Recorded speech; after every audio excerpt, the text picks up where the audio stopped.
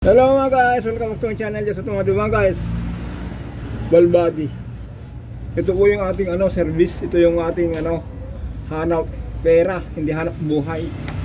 Kasi yung hanap buhay mga guys, iba po yun. Saka yung hanap pera, o kaya sabihin na rin natin na katulong natin sa buhay, service. Kasi alam nyo mga guys, kaya tinawag ito na hanap pera.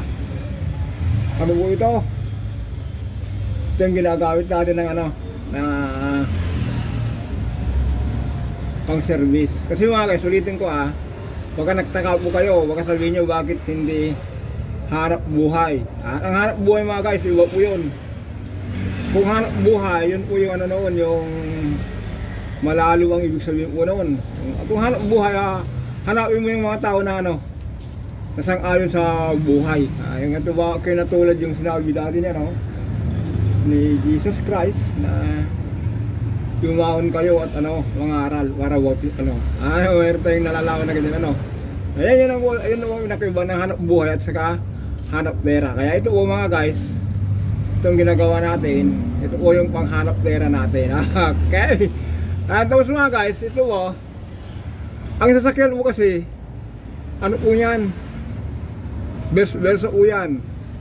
Halimbawa po ito, para hindi natin para hindi tayo mabigyan ng sakit ng ulo, hindi tayo maagberya sa kalsada, kailangan din natin bigyan pansin kasi lahat ng ng bagay po kasi po yan, hindi yung uro na lang gamit dito, gamit yan, bigyan din natin pansin nito. Katulad nito mga guys,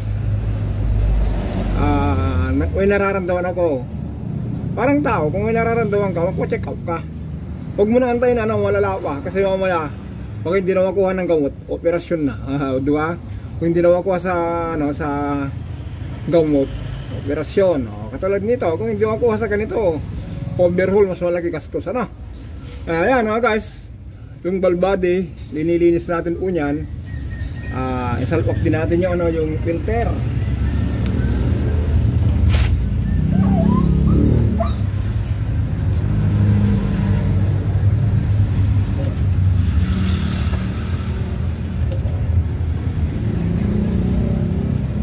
Ito mga guys, yung filter nya, strainer po nya, makahalaga po ito. Dapat po yung malinis para po hindi magbabara yung yung linya ng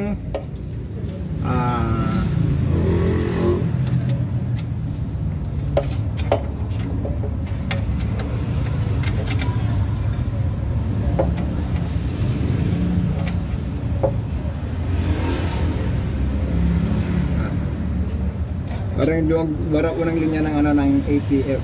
Ayon.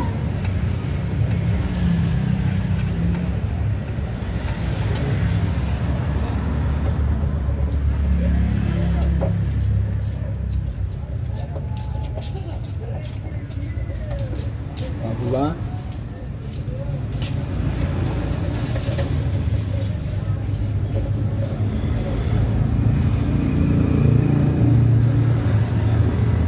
Ang ganito mga guys, itong ganitong problema, parang tao po niyan, ulitin natin. Kasi kung hindi natin binigyan kasi nito, tayo itong nasakyan ako problema. Sabi ko nga po, imbes na makuha lang natin sa gamot, pupunta sa operasyon, mas malaking gastos.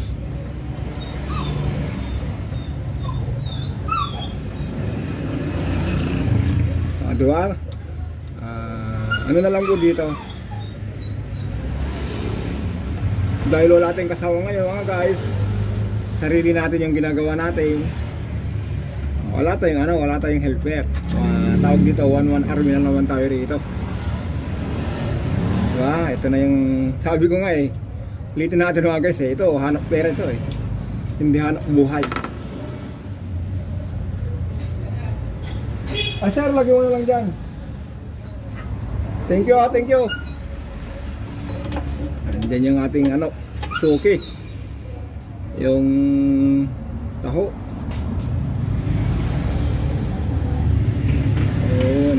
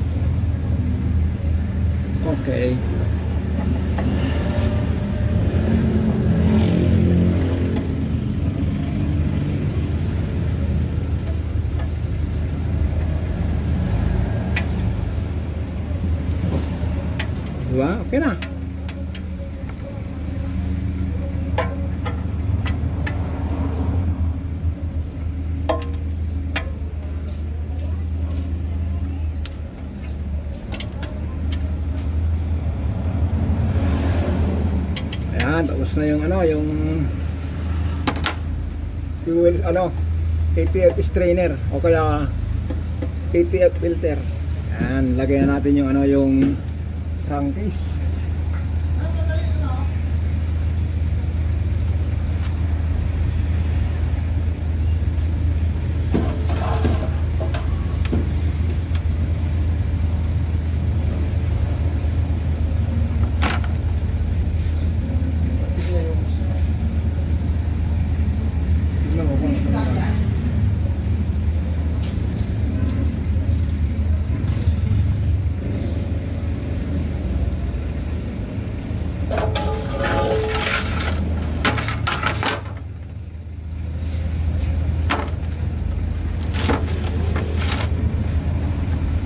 Ito na nga guys, yung crankcase.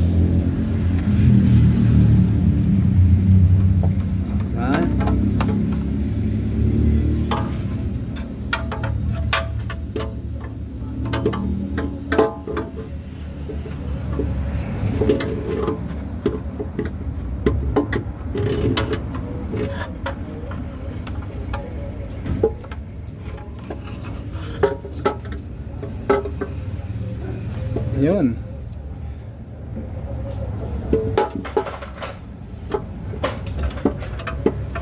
Maglagay muna tayo ng panglapat mga guys. Ay. Ayun.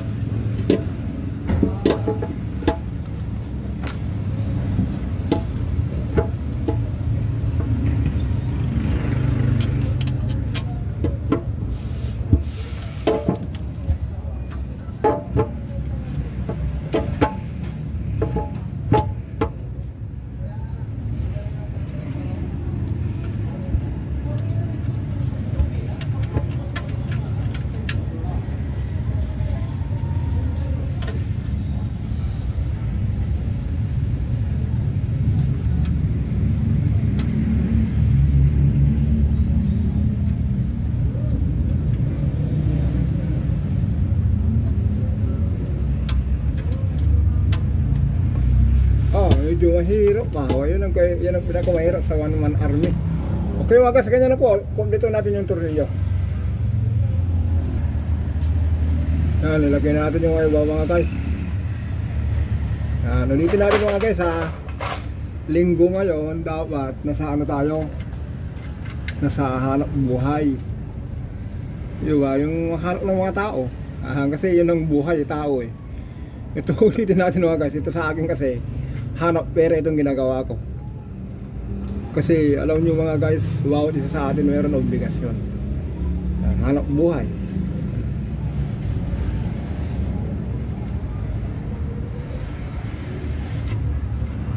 Totoo yun mga guys.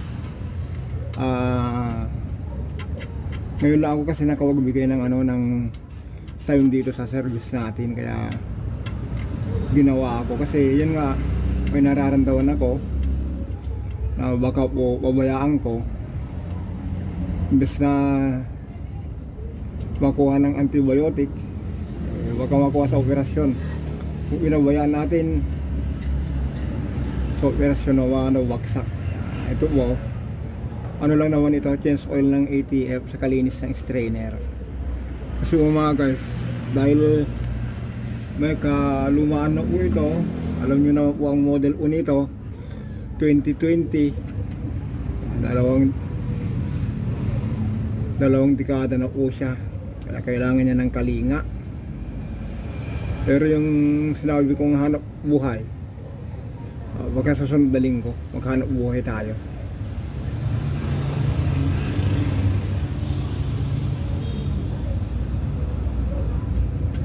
Sana naintindihan nyo yung sasabi ko, ano? Hanap buhay. Alam nyo po yung hanap buhay kasi mga guys, yun ang pinaka-importante sa lahat sa atin. Hindi lang yung hanap pera. Importante po yung hanap buhay. Kasi ang sarap ng buhay ng tao, 3 times a day ka kumain. Na kahit ang ulam mo lang bagoong na may kalamansi, diba? Masaya na. Kasi yung may sakit ka, masaya naman lahat. Hindi mo naman malasaan yung kakainin mo. Makabili ka ng mga mahalin na kanin, kung sinasabi nilang masasarap na kanin, hindi ka na makakain ng maayos. Kawag restaurant ka ng Japanese restaurant, Chinese restaurant, pero kung may sakit ka, wala rin gana. Katulad dito mga guys, sa sasakyan, nag-drive ka na meron kang nararamdaman, parang hindi ka kapanti. Kailangan, parang sabihin mo may problema. Kaya ganito ginawa natin.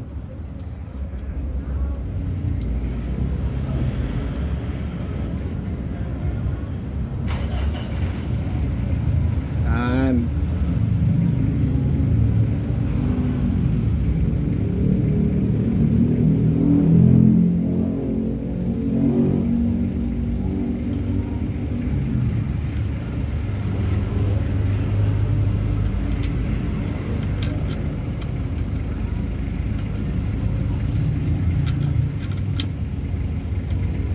Yung hanap buhay nga mga guys, importante sa atin yun, ulitin ko.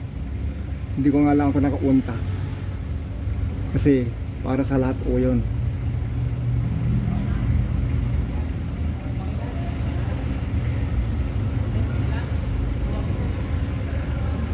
Kulang na lang tayo dito mamaya mga guys, ATF, maglagay tayo ng ATF. Okay mga guys, mamaya maglagay na tayo ng ATF. Importante po, nalinis natin yung yung strainer. Hindi ko na makita kung paano maglinis. Ano lang po yan, isiran ko lang kung ano ginagamit ko doon, brake cleaner. Okay. Yan mga guys, bilisan natin kanina hawak lang natin yung yung ball body, yung crankcase. Dito na tayo sa Marcos Highway. Yan mga guys, obserban natin yung niya, shift niya. Ngayon po nasa 60. Yun, nag-shift na siya. Pumasok yung niya, bumagsak yung RPM.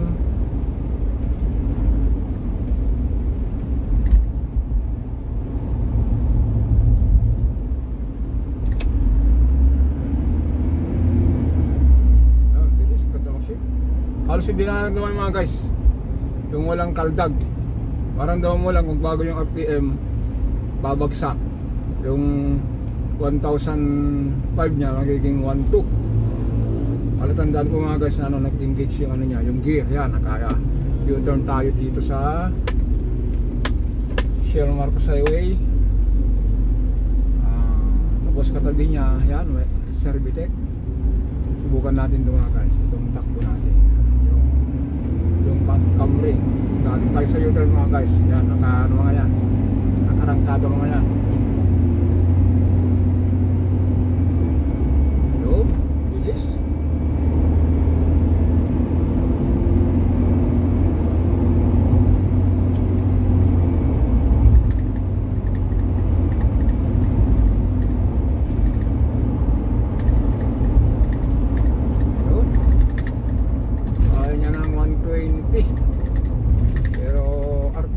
Guys, hindi natin may makita kasi ginagamit lang natin yung cellphone natin. Ayan, U-turn pa isang beses. Tulad yun, yung Nissan na yun, sabayin natin yung Navara, galing siya sa fast lane.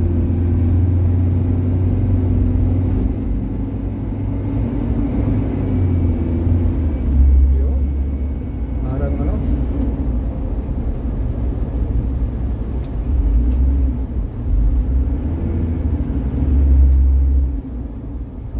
tindong rider, itong joyride.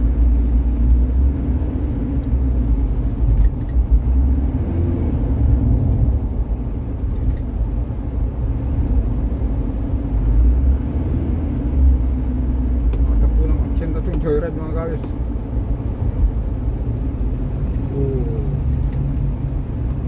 U-turn ulit tayo ng kanina, tapos balik na tayo sa shop. Ayan mga guys, ano na po ito, ready to long drive uli. Kasi pagkasok tayo sa peak season, summer, kailangan natin ng ano, ng kondisyon yung unit natin kasi marami tayong activity.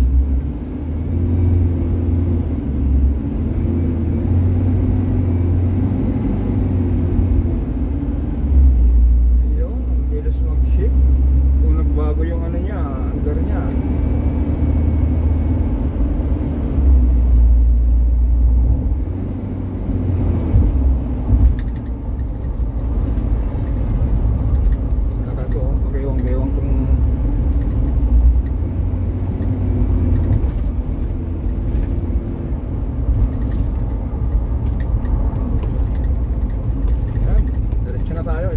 Natin kanina.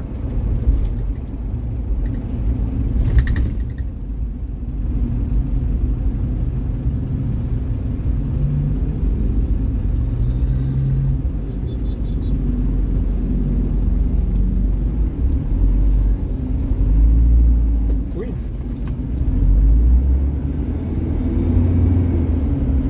Walang kamay. Guys, iwasan nyo yung ganon. Galing ka sa first line tapos bigla kang ano, nag-U-turn ka, pasok ka agad sa second line. Mali po yun. Kaya ulit sa mga nakamotor mga guys, be careful sa pagmumotor. Tulad yun, kung nakita nyo po yun, humingi na lang dispensya pero malayo na.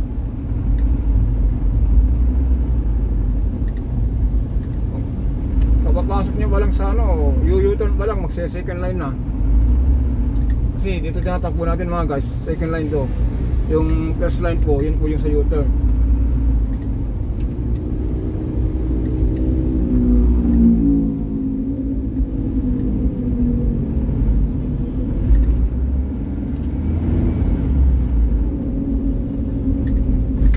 Dito sa second line, yung ano po, yung first line po dito sa inner, dito po sa bandang kaliwa, yun po yung U-turn. Ngayon mga guys, magle-left turn po tayo, papasok na tayo sa ano, sa yan, dito na tayo sa kaliwa. Kasi mga guys, kung pumunta tayo dito sa ano, sa second lane, kung go no doon tapos na stop na tayo, ito lang po yung ano, ito po for going to papuntang Kogyo. Mamaya po nakakaharang tayo dyan, dapat dito lang tayo sa ano,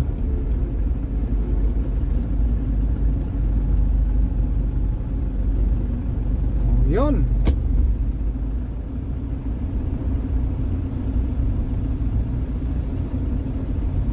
Ay, ganun lang mga guys.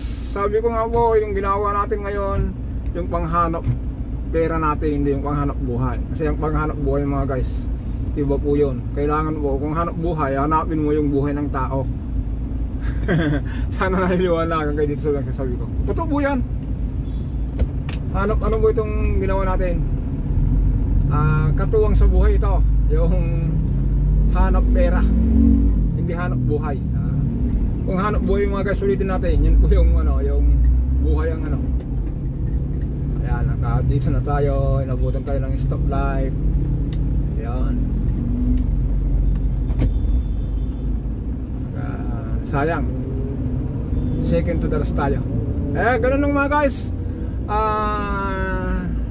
Napatunayan na natin na okay na yung transmission, na hindi na katulad dati na ang bagal mag-shift pupunta sa ano, sa almost 3.5 kaya 3,000. Ngayon kung normal driving lang po, driving 1 plus lang, tapos kung hataw-hataw kailangan niya talaga ng power, almost 2,000. Kaya yan, ganoon lang mga guys, hanggang dito lang po tayo.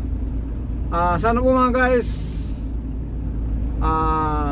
may konting ano lang tayo to, konting kaalaman. Yun lang naman po. Ano po yun